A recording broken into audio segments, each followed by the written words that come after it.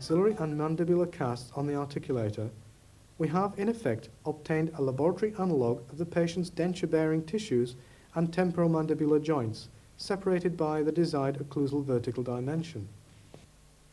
The construction of a pair of wax trial dentures begins with the fabrication of a set of maxillary and mandibular base plates.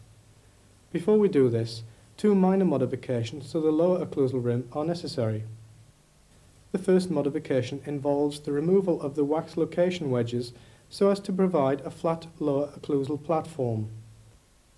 This allows the operator to position the upper acrylic denture teeth against the lower rim, as the occlusal surface of the rim is a representation of the desired occlusal plane. Secondly, the occlusolabial line angle of the lower rim is either reduced or built out to that of the upper. This modification in effect transfers the prescription for the position of the incisal edges of the maxillary teeth from the upper rim to the lower. A further check is made to ensure positive contact has been maintained between the incisal guidance post and the table. This confirms that no inadvertent change in the interridge relationship has occurred.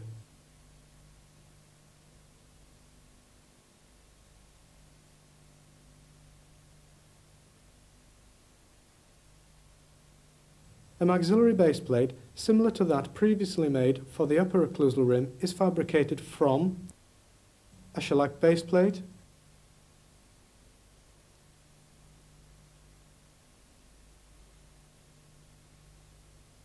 and a wax component.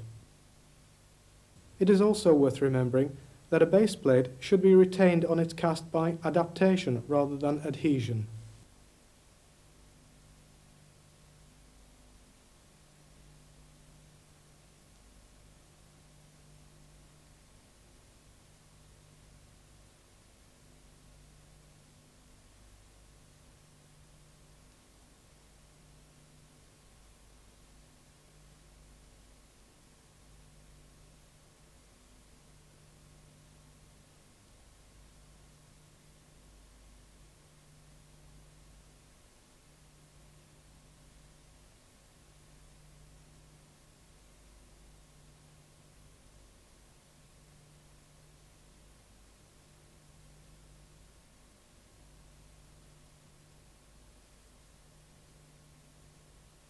A small piece of wax is positioned and luted onto the crest of the anterior residual ridge of the base plate so as to facilitate the positioning of the teeth.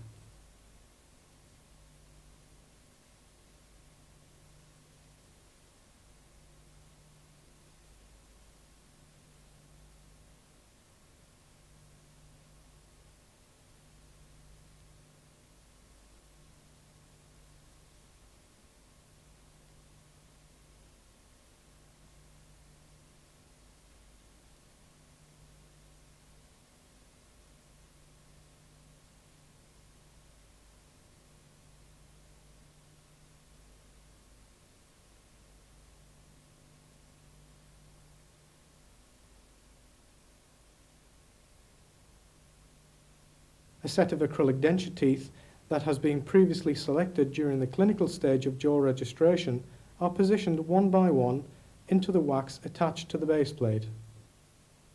It is considered good practice to remove the deposits of soft carding wax from the back of the teeth prior to positioning on the base plate.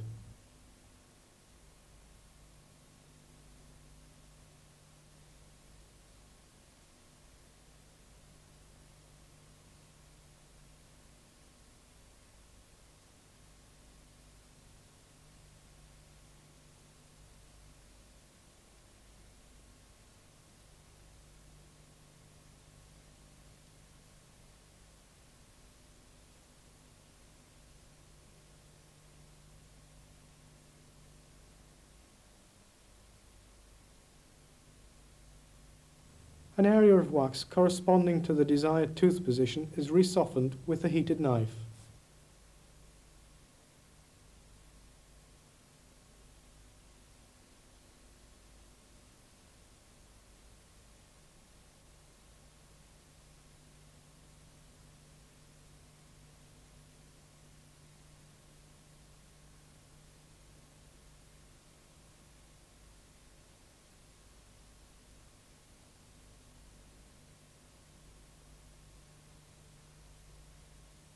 patient's left maxillary central incisor is positioned into the softened wax in relation to 3 reference planes.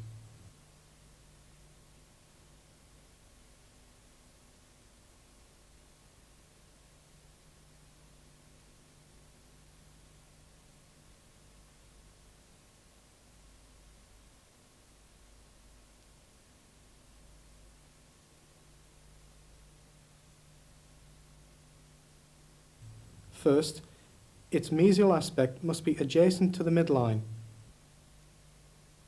Second, the incisal edge of the tooth should be in contact with the occlusal plane, represented here by the occlusal surface of the lower rim. Third, the tooth's incisal edge must be aligned with the occlusolabial line angle of the lower rim. This ensures that the recorded labial contour of the upper occlusal rim has been suitably followed. The long axis of the tooth diverges slightly from the perpendicular, as shown here on a line diagram.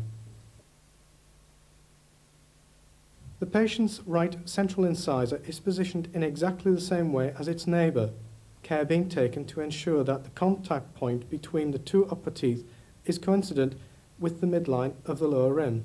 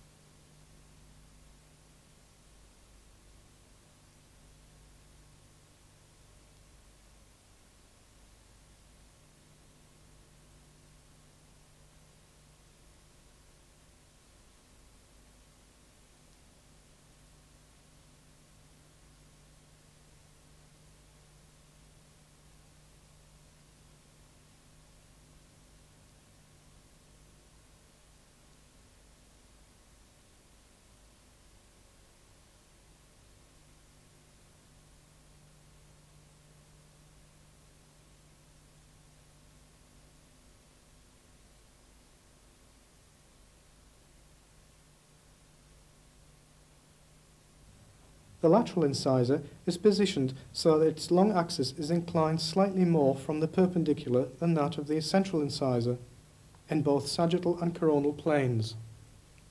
Its incisal edge should also be positioned both approximately 1 mm above and parallel to the occlusal plane.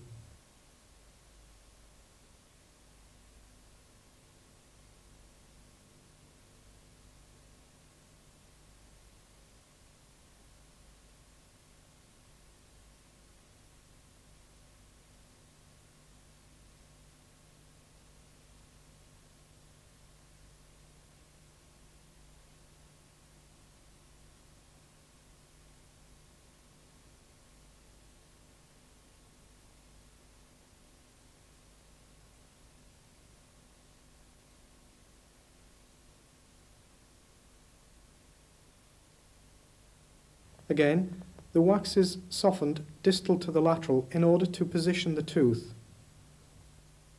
The long axis of the maxillary canine should be positioned so that it is completely vertical when viewed from both front and sagittal aspects.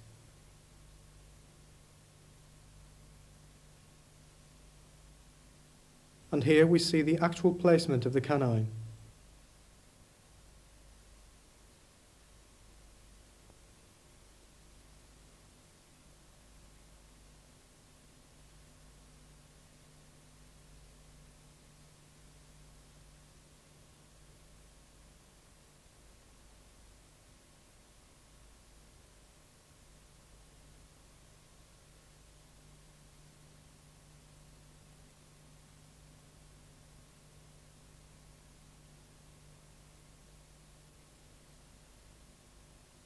It is essential that minimal wax is added.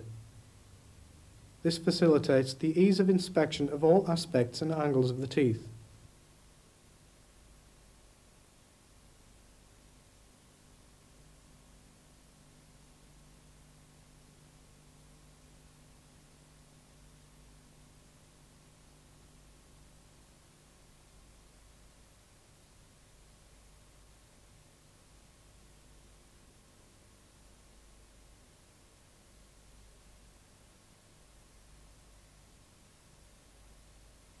check is made to ensure that the incisal guidance post is still in contact with the table.